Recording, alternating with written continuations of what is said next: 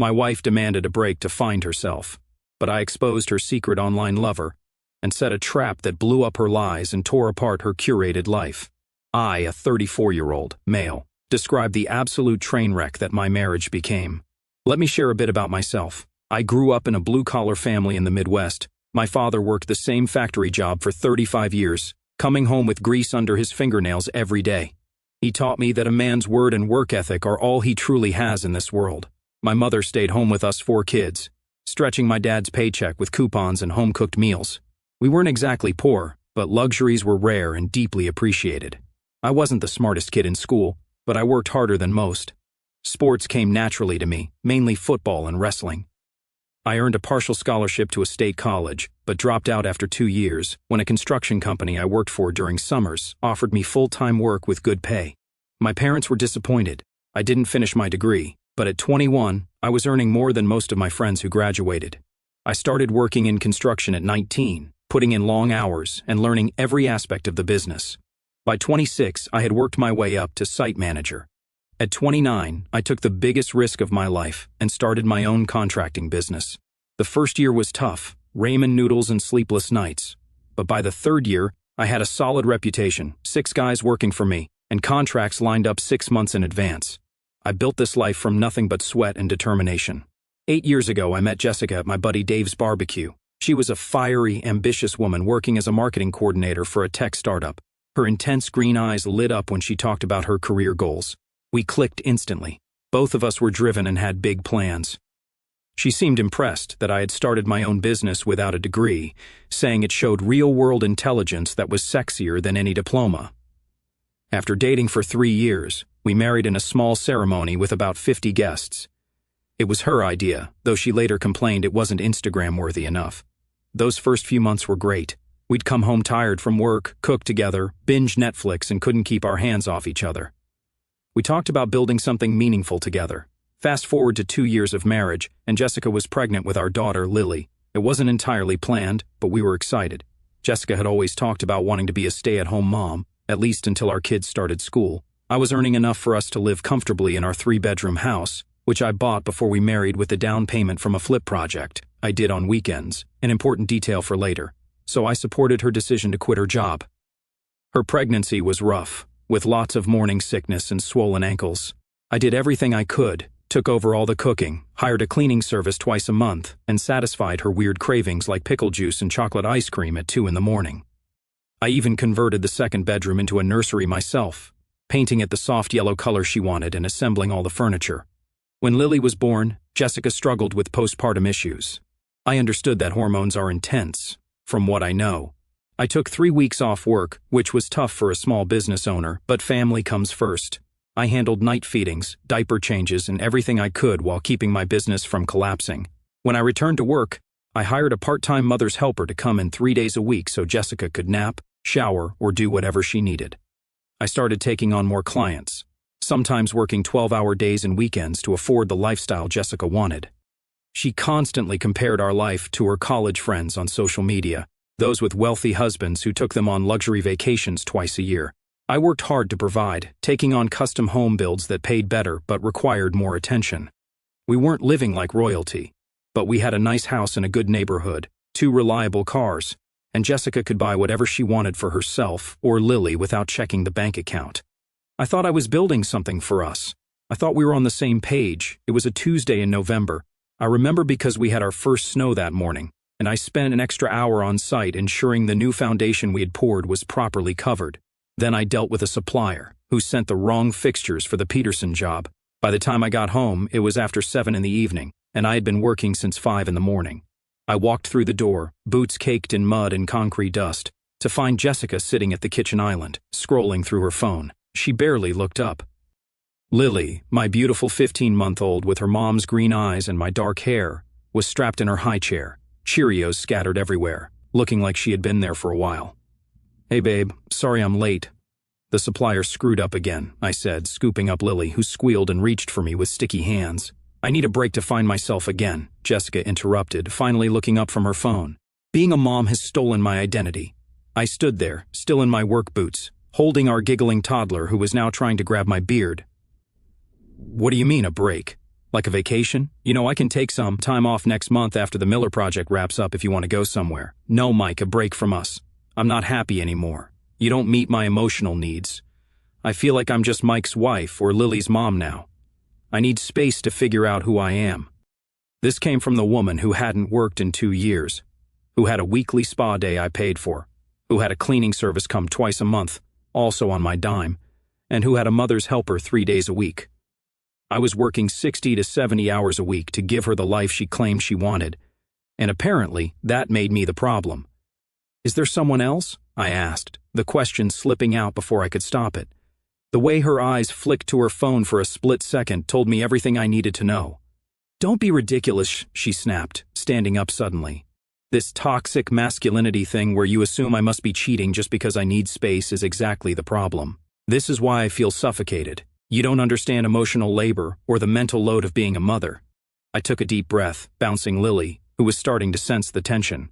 Okay, let's talk about this. What does a break look like to you? Where would you go? What about Lily? Jessica rolled her eyes as if I were missing the point entirely. I don't know yet, Mike. That's why I need space to think. God, you always need everything spelled out like a contract. I didn't push it that night. I got Lily cleaned up, fed her a proper dinner since it looked like all she had eaten were dry Cheerios, gave her a bath, and put her to bed with 3 of her favorite stories. By the time I came back downstairs, Jessica was watching a reality show and didn't acknowledge me. I grabbed a soda from the fridge and crashed in the guest room. My gut was screaming that something wasn't right, but 8 years together makes you want to believe the best about your partner. Maybe she was right. Maybe I was too focused on providing and not enough on connecting. I fell asleep wondering how I could fix things, not yet realizing there was nothing to fix. The foundation was already cracked beyond repair. 2 days passed in a strange, tense standoff. Jessica was suddenly too tired to handle Lily in the mornings, so I started getting up earlier to care for her before heading to work, dropping her off with my mom, who was happy to watch her granddaughter. When I came home, Jessica would be leaving for a girls' night or some vague self-care activity. On the 3rd day, my buddy Ryan texted me during lunch, "Dude, call me a sap, it's about Jess." I stepped away from the site and called him from my truck.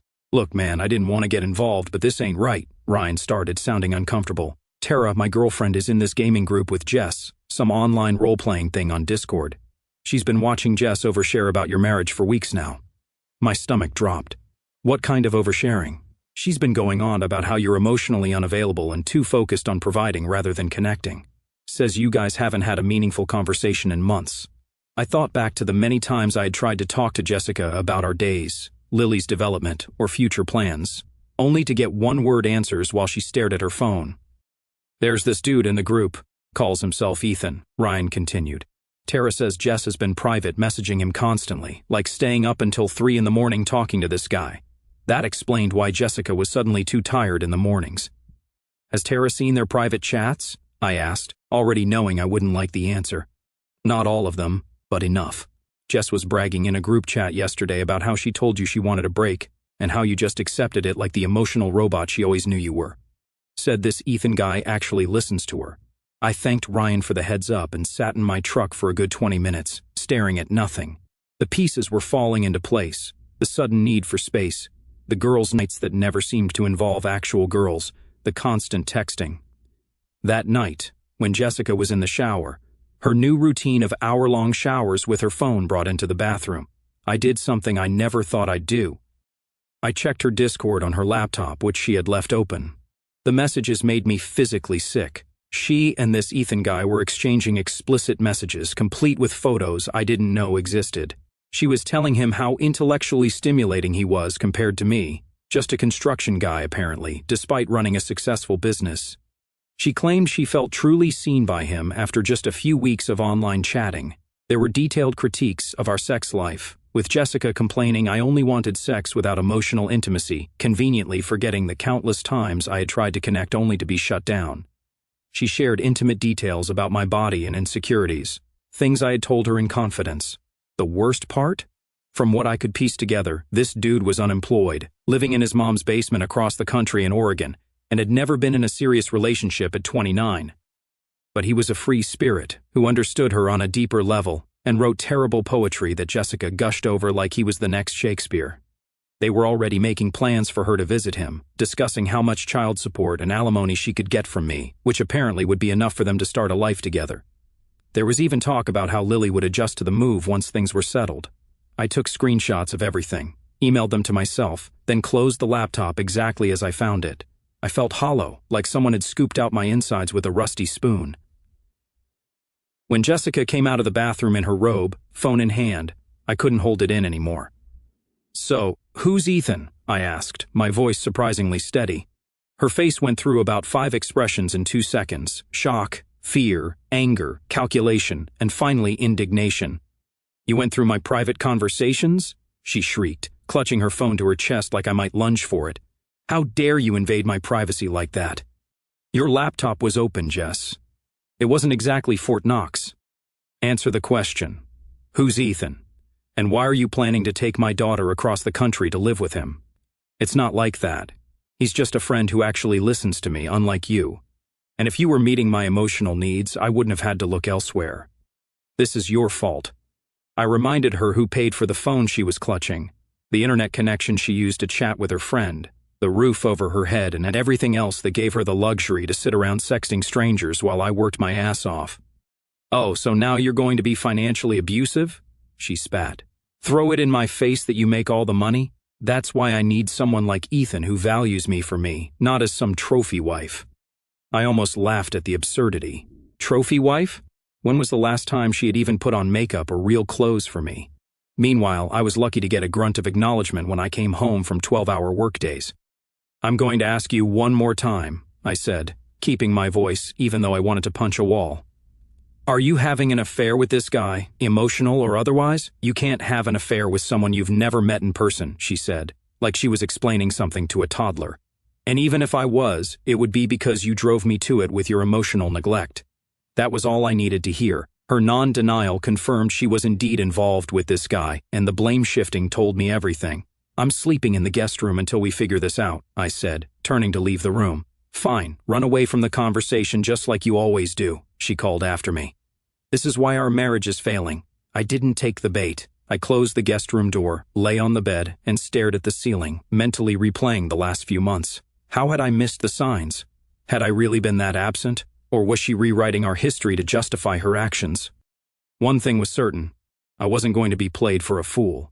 If Jessica wanted a break to explore things with Shakespeare, the basement dweller, she could have it, but it wouldn't be on her terms. The next morning at 4:30 in the morning, while Jessica was still asleep, I got up, dressed, and took Lily to my mom's house. I explained enough of the situation for her to understand it was serious. Being the saint she is, she agreed to watch Lily for the day without prying for details I wasn't ready to share. Instead of going to the job site, I went to my office and made 3 calls: to Dave, my lawyer buddy who handled contracts for my business, to my bank to schedule an appointment, and to a security company a client had recommended. I realized I needed to be smart. While Jessica was wrapped up in her online emotional affair, thinking she held all the cards, I started getting my ducks in a row. Dave was blunt when I laid out the situation. "Mike, buddy, you need to protect yourself and Lily. Jessica's already shown she's willing to put her wants ahead of her daughter's needs." He advised me to document everything: screenshots of her conversations with Ethan, records of all the money I spent supporting her, the hours I worked while she was finding herself online. He also suggested I start keeping a log of Jessica's parenting, or lack thereof, and my own involvement with Lily. Courts generally favor the mother, he warned, but if you can show she's an uninvolved parent and you're the stable one despite working full-time, you've got a shot at primary custody. I had the security company install cameras in the common areas of our house, completely legal since I owned it, and informed Jessica they were being installed for security. She rolled her eyes but was too busy texting to argue much. At the bank, I opened a separate account and started moving some money there. Not enough to raise suspicion, but enough to have a cushion if things went south fast. I also pulled our financial records for the past year, showing exactly how much had gone to support Jessica's finding herself activities. Next, I reduced my work hours slightly. Instead of 12-hour days, I cut back to 9 or 10, delegating more to my foreman, Tim, who was more than capable. This gave me more time with Lily and let me document what a hands-on dad I was despite working hard. I started taking Lily to her doctor appointments, which Jessica had forgotten twice already, handling most of the grocery shopping, finding the fridge mysteriously empty too often, and taking detailed notes of Jessica's daily schedule. which consisted mainly of sleeping until 10, being on her phone until midnight, and doing the absolute minimum with Lily. Jessica was so wrapped up in her fantasy world that she didn't notice what I was doing. She'd sit on FaceTime with this Ethan dude right in the living room, barely acknowledging me, or sometimes even Lily, who would toddle up to her, saying, "Mama," only to be absent-mindedly patted on the head and redirected to her toys. One night, I overheard her telling him, "Once I figure out the logistics, I can come visit you." Mike is so clueless he thinks this break is temporary. He's still sleeping in the guest room like a good little boy. That's when I knew this wasn't salvageable, and I wasn't going to be her backup plan or her ATM while she tested out life with Discount Shakespeare. I went to 3 different divorce attorneys for consultations, finally settling on Sarah, a no-nonsense female lawyer who specialized in fathers' rights cases. She looked over the evidence I had gathered and nodded approvingly. "You've done your homework, Mike. Most guys in your situation are reactive instead of proactive. Let's put together a strategy that protects your rights and Lily's well-being." Meanwhile, to maintain appearances, I started going to therapy. Not because I thought it would save our marriage, but because I needed professional documentation of my efforts to work on myself, in contrast to Jessica's complete lack of effort. Plus, it actually helped to talk through the mind-bending experience of watching my wife dismantle our life for an online fantasy. Dr. Chen was direct. "Mike, from what you've described, Jessica is showing classic signs of someone in the affair fog. She's rewriting your marital history to justify her actions, compartmentalizing her role as a mother to pursue this new excitement, and blame-shifting to make you responsible for her choices." "So, what do?" I asked. "Continue documenting. Don't engage in arguments and prepare yourself for the possibility that she's not coming back from this fog anytime soon, if ever." It hurt to hear, but deep down, I knew he was right. The woman I married was gone, or maybe she had never really existed. Either way, I needed to protect myself and my daughter from whatever storm was coming. As weeks passed, Jessica became more entitled and rude with each passing day. It was like she dropped another mask, revealing the person she had apparently been all along. One Sunday, my only full day off, she handed me a list of chores to do because she was too emotionally drained to handle them. "I've been talking to my life coach," she said. Some random woman from her Discord who charged $200 per hour for Zoom calls, as I saw on the credit card statement, and she says I need to prioritize my self-care. As the male partner who's emotionally stunted, you should be stepping up more around here. I looked at the list: mowing the lawn, fixing the garage door, cleaning the gutters, doing all the laundry, including her delicates, and meal prepping for her for the week. Nothing for Lily, I noticed. I laughed and handed it back. "I'll handle my half of the parenting and household responsibilities, just like I always have, but I'm not your servant." She went ballistic, ranting about the mental load of being a mother and how I couldn't possibly understand because of my male privilege. Meanwhile, our daughter was playing happily in the playpen I had set up that morning after making her breakfast. "What mental load, Jessica?" "I'm handling all of Lily's doctor appointments, most of the cooking and shopping, and still working 50 hours a week. What exactly are you doing that's so mentally taxing?" "You just don't get it," she screamed, storming off to, you guessed it, video chat with Ethan. The irony. The security cameras revealed Jessica spent maybe 2 to 3 hours actually engaging with Lily daily. The rest was screen time, either Lily watching tablets or Jessica on her phone with Ethan. She started criticizing everything about me. How I parented. "You're too rough when you play with her," because I tossed Lily in the air. And she giggled uncontrollably. "My work. It's just construction, not rocket science." Despite the fact my just construction business paid for her entire lifestyle. And my fitness routine, so vain to go to the gym when you should be helping me, though she never specified what she needed help with since I was already doing most things. The woman who once told me my work ethic and strength were what attracted her to me was now using them as weapons against me, like it was a character flaw that I could frame a house, lift heavy things, or work until a job was done right. One day she left a notebook open on the kitchen counter while she was in the bathroom. I'm not proud that I looked, but given everything that had happened, I felt justified. It was some kind of journal exercise her life coach had her doing, listing her ideal partner traits versus her current reality. Under ideal, she had written, intellectually stimulating, creative, and sensitive. Understands my emotional needs without me having to explain.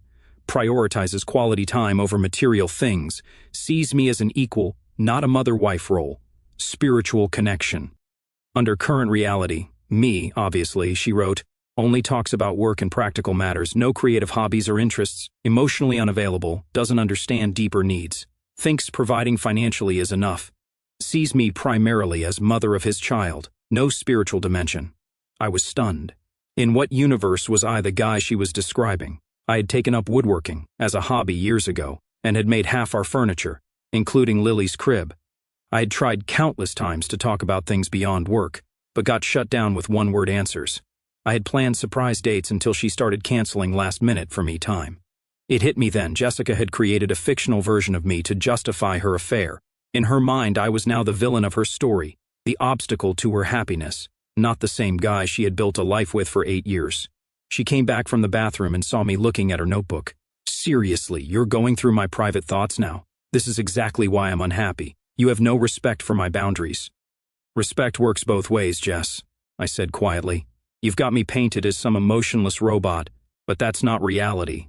That's the story you're telling yourself to feel better about what you're doing. You don't know anything about what I'm feeling. You never have.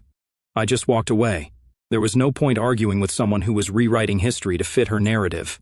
I took Lily to the park instead, letting her toddle around the playground while I sat on a bench and tried to reconcile the woman I married with the stranger living in my house.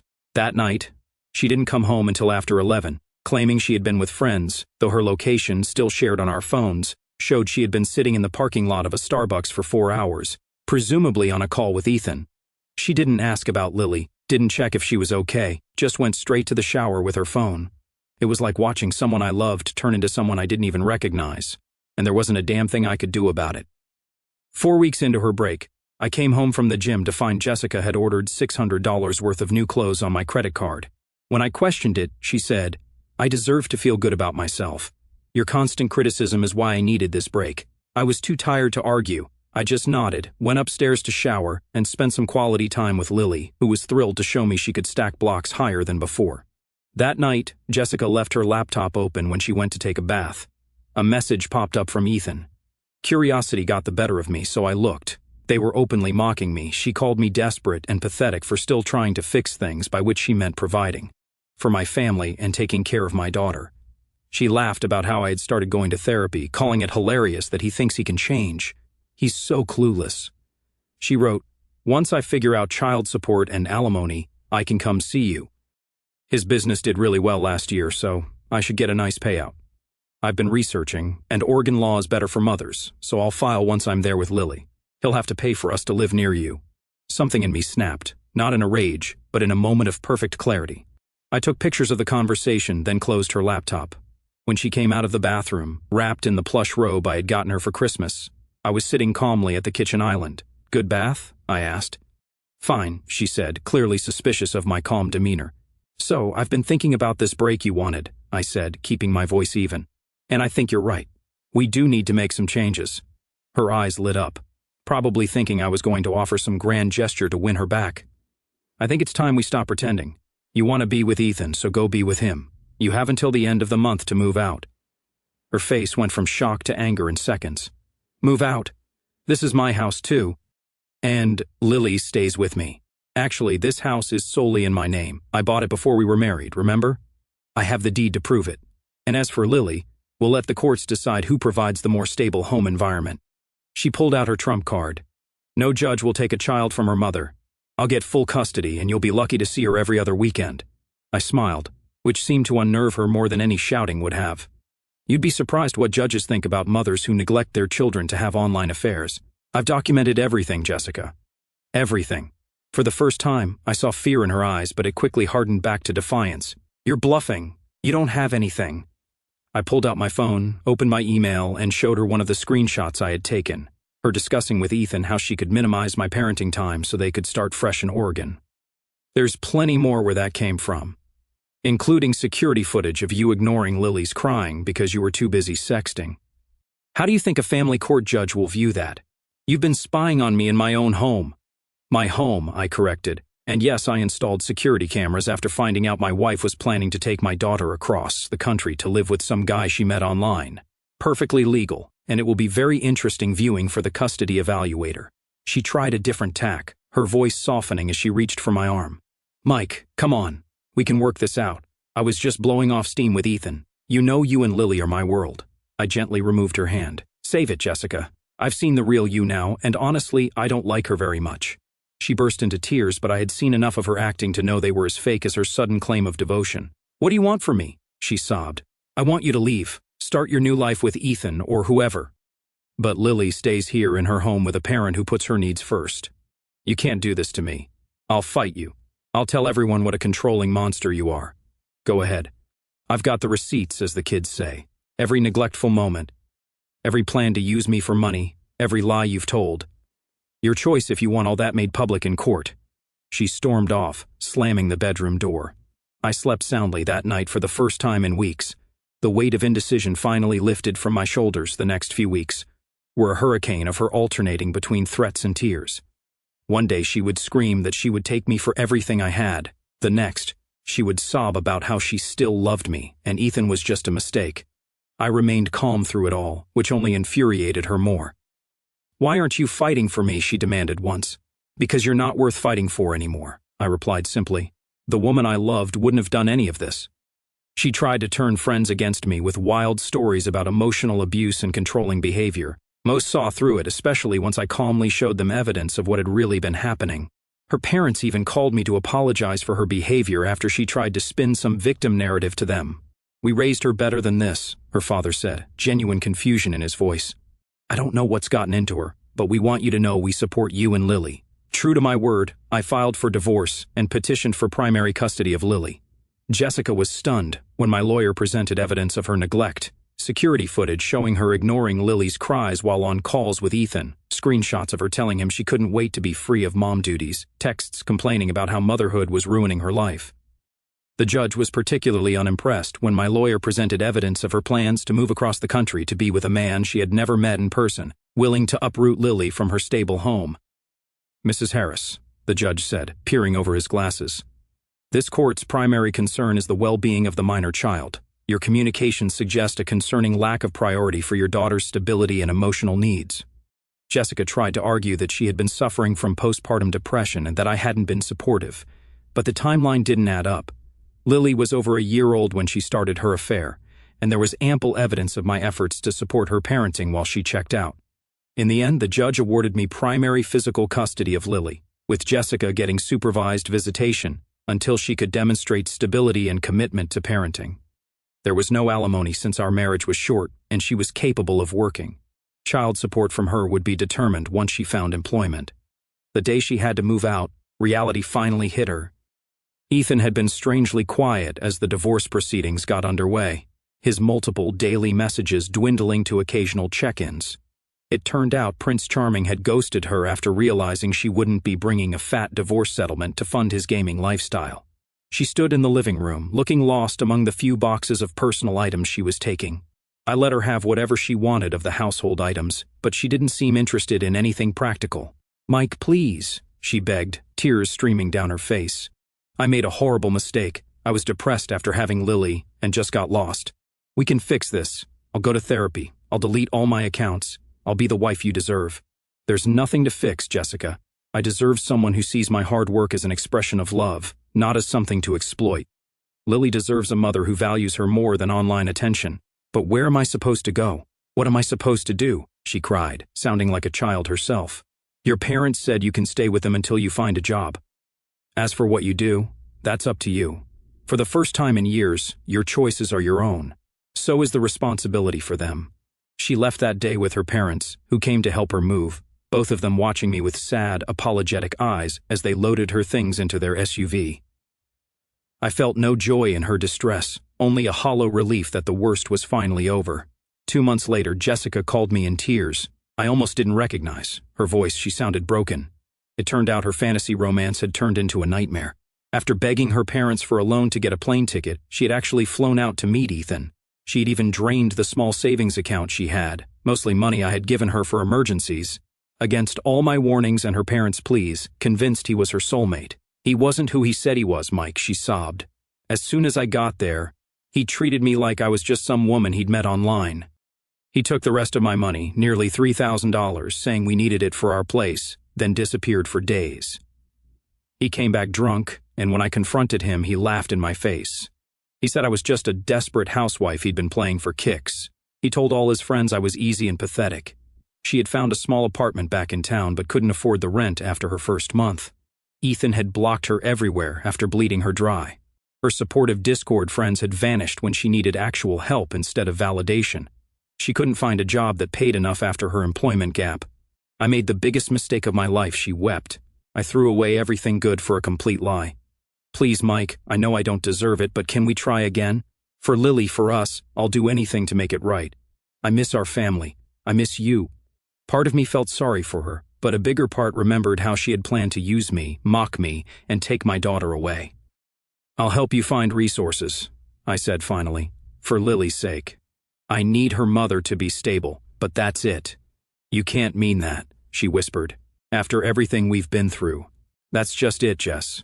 We've been through hell, but you're the one who dragged us there. I'm finally finding peace. Lily is thriving. I won't risk that again. She broke down completely then, and despite everything, I felt a pang of the old affection, but I knew better now. Her tears had always been her most effective weapon. I can recommend some job placement services, I said, keeping my voice gentle but firm. And I know an apartment complex that has reasonable rents, but that's as far as my help goes. Can I at least see Lily more? The supervised visits are so clinical. Let's see how you do establishing stability first. Lily needs consistency, not someone who might disappear again when the next Ethan comes along. That hit her hard, but it needed to be said. She had shown who she was, and I believed her. Today, I have my daughter 80% of the time. I've scaled back work to spend more quality time with her, trusting my foreman, Tim, with more responsibility. I even made him a junior partner. I converted the home office into an epic playroom for Lily, with a reading nook, art station, and enough stuffed animals to start a small zoo. Jessica is slowly getting her act together with therapy and a retail job.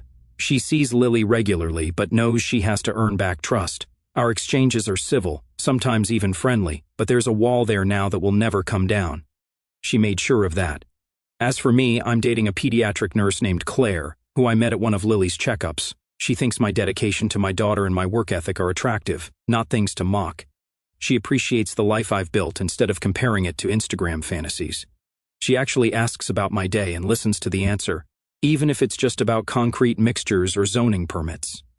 The first time Claire came over for dinner and saw my woodworking shop in the garage, she asked thoughtful questions about the coffee table I was making. Jessica had called that same hobby boring and a waste of time when we were together. Sometimes, the best revenge isn't making someone suffer, it's building a better life while they realize what they threw away. I dodged a bullet.